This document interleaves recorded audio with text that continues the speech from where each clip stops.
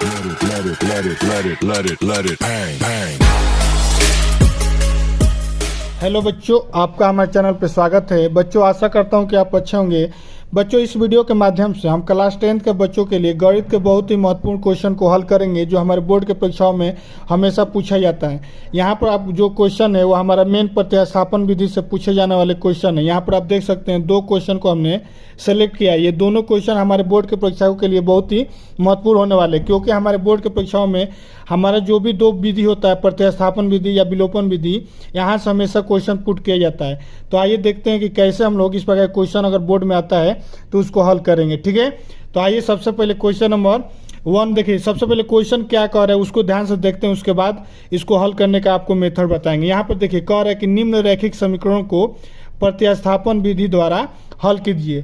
तो यहाँ पर देखिए दो आपको रैखिक समीकरण देगा। यहाँ पर देखिए एक ये इसको मान लेंगे समीकरण नंबर 1, इसको मान लेंगे समीकरण नंबर 2। यहाँ पर भी इसको मान लीजिए समीकरण नंबर 1 और समीकरण नंबर 2।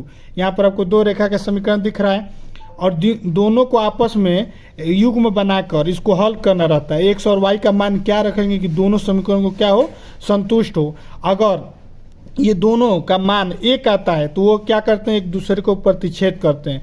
अगर कोई हल नहीं आता है तो समझेंगे कि वो दोनों रेखा आपस में क्या है, समांतर है, कभी किसी बिंदु पे नहीं काटेंगी।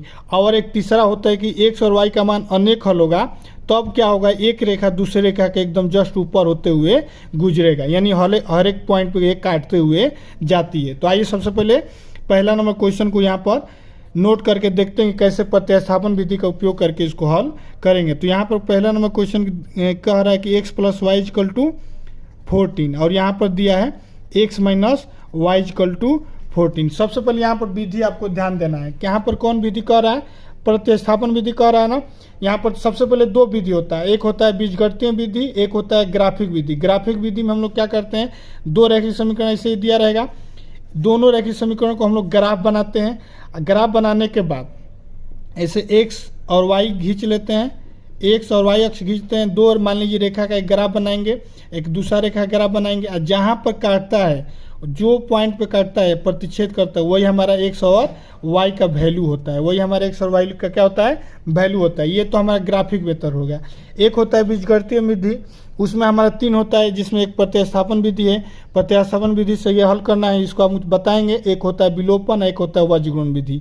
तो आइए देखते हैं प्रतिस्थापन विधि में हम लोग कैसे हल करेंगे। सबसे पहले हम लोग क्या करेंगे, समीकरण नंबर 1 को ले लेंगे। यहाँ पर समीकरण नंबर 1 क्या कह रहा है, x + y = दिया है 14 दिया है। ठीक है, अब यहाँ से हम लोग क्या करते हैं प्रतिस्थापन विधि में, या तो x का मान या तो y का मान इस समीकरण में से निकाल लेंगे, इस 1 में से उठा के समीकरण नंबर 2 में क्या कर देंगे, पुट कर देंगे। या तो समीकरण नंबर 2 को ले लेंगे, यहाँ से x और y का मान निकाल लेंगे और उसको उठा के समीकरण नंबर 1 में पुट कर देंगे। तो यहाँ पर सबसे पहले हम लोग क्या करते हैं, समीकरण नंबर 1 उठाए हैं तो यहाँ से हम लोग x का मान निकालते हैं। तो x का मान निकालेंगे तो y को उधर भेज देंगे, तो क्या हो जाएगा, 14 में से y, यहाँ प्लस y है तो उधर जाएगा तो माइनस y हो जाएगा, तो 14 - y हो जाएगा। अब इसको हम लोग क्या करेंगे, समीकरण नंबर 3 कर देंगे और x का मान क्या करेंगे, समीकरण नंबर 2 में पुट कर देंगे। तो आप ऐसे पेपर में लिखते भी जाइए कि समीकरण नंबर 3 को समीकरण 2 में रखने पर, समीकरण 2 में रखने पर अब रख देंगे। x का मान क्या है, 14 - y। यहाँ पर समीकरण नंबर 2 क्या दिया है, x - y = 4 दिया है। तो x की जगह पर हम लोग क्या रखेंगे, 14 - y। तो x यहाँ पर है तो इसकी जगह पर हम लोग क्या रखेंगे, 14 - y। ये क्या हो जाएगा, -y = 4।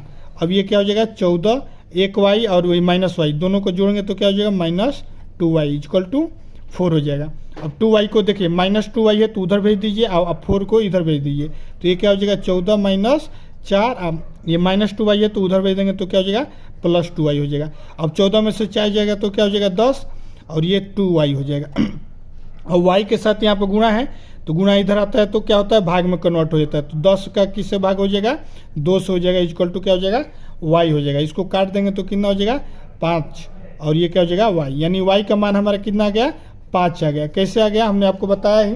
अब y का मान उठा के या तो समीकरण नंबर 1 में रख दीजिए या समीकरण नंबर 2 में रख दीजिए। तो हम y का मान समीकरण नंबर 1 में रख देंगे। तो y का मान समीकरण 1 में रखने पर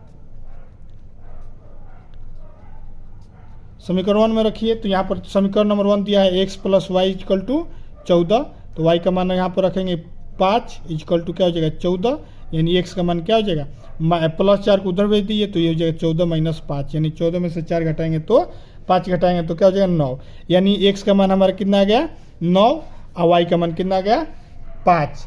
ठीक है, तो x और y का मान आ गया। तो यही हमारा यानी ये जो प्रतिच्छेद बिंदु कट रहा है, कहाँ पर काट रहा है, x का मान पहले देखा जाता है, यानी 9 और 5 पे ये दोनों रेखा एक दूसरे को क्या करेंगी काटेंगी, यानी इसका x और y का मान जो हम लोग निकालें, इसका मेन यहाँ पर ग्राफ में तरह से समझे तो इसका कहने का मतलब है कि जो पॉइंट है 9 और 5 जो पॉइंट होता है आगे x और y को डिनोट करते हैं, यानी 9 और 5 पे ये दोनों रेखा एक दूसरे को क्या करेंगी काटेंगी। ठीक है, और यहाँ पर समीकरण में भी संतुष्ट करके देख लीजिए, x का मान 9 रखिए, y का मान 5, 9 5 जोड़ेंगे तो यहाँ पर 14 आएगा। यहाँ पर देखिए x का मान 9 रखिए, y का मान 5 रखिए, 9 में से 5 घटाएंगे 4, यानी समीकरण को भी क्या कर रहा है संतुष्ट कर रहा है, यानी हमारा जो भी हमारा आंसर आया है वो सही आया है। ठीक, उसी प्रकार इस क्वेश्चन को भी देख लीजिए, यहाँ पर क्या कर रहा है सेकेंड नंबर, यहाँ पर दिया है s - t = 3, एक दिया है s/3 + t/2 = 6। ठीक है, अब यहाँ पर समीकरण नंबर 1 और इसको समीकरण नंबर 2 मानेंगे। अब समीकरण नंबर 1 ले लेंगे, s - t = 3, यहाँ से या तो s का मान निकालेंगे या t का, तो हम लोग s का मान निकाल दे रहे हैं, तो s का मान क्या हो जाएगा 3 + t हो जाएगा। ठीक है, इसको मान लेंगे समीकरण नंबर 3। अब फिर वैसे लिखेंगे समीकरण 3 का मान समीकरण नंबर 2 में रखने पर, समीकरण 2 में रखने पर अब समीकरण नंबर 2 में रखेंगे तो यहाँ पर समीकरण नंबर 2 क्या दिया, s/3 + t/2 = 6 दिया है। s का मान हम लोग क्या रखेंगे 3 + t यहाँ पर रख देंगे, तो ये हो जाएगा 3 + t और ये हो जाएगा +t बटा में यहाँ पर 3 रहेगा, ये 2 रहेगा = 6 होगा। इन दोनों का एलसीएम अब ले लेंगे, एलसीएम कितना हो जाएगा 6 हो जाएगा। अब यहाँ पर 2 में गुणा हो जाएगा तो ये 6 + 2t हो जाएगा और यहाँ पर भी 2t हो जाएगा, क्योंकि 3 दूनी का छेद यहाँ पर 2 से गुणा हो जाएगा, = क्या हो जाएगा 6 हो जाएगा। अब ये 6 + 2 और 2 जोड़ देंगे तो 4t हो जाएगा और ये 6 का इधर भागा में उधर जाएगा तो गुणा में हो जाएगा, तो 6 के 36 हो जाएगा। ठीक है, यानी 4t का मान क्या हो जाएगा 36 और ये 6 है उसको उधर भेज देंगे तो -6 चला जाएगा, यानी कि 36 में से 6 घटा दीजिए तो ये हो जाएगा 30।